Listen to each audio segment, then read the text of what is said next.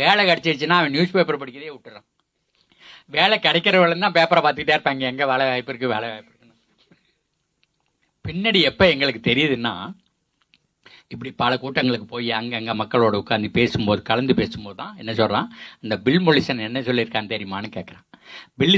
Bill மொலிசன் ஆஸ்திரேலியாவோட பேராசிரியர். அவன் வந்து மலை பகுதியில் வாழ்ந்தவன், இப்போ உங்கள் மாதிரியே ட்ரைபல் பெல்ட்டு.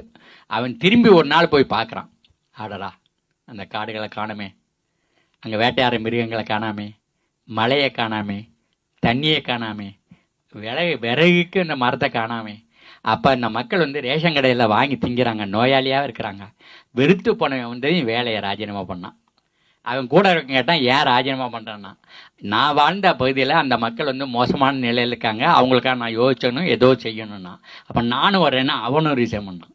2 பேருமா சேர்ந்து உலகத்தில் 33 காடுகளில் போய் பார்த்தாங்க, ஃபாரஸ்ட்டுக்குள்ளே போனாங்க. எங்கெல்லாம் கவர்மெண்ட் ஜீப்பு போகலையோ அங்கேயா பார்த்தாங்க. மக்கள் எப்படி வாழ்கிறாங்கன்னு பார்த்துட்டு அதை வந்து நிரந்தர வேளாண்மைன்னு பயிற்சி மையமாக ஆக்கினான், மீடியாவை ஆக்கிட்டான்.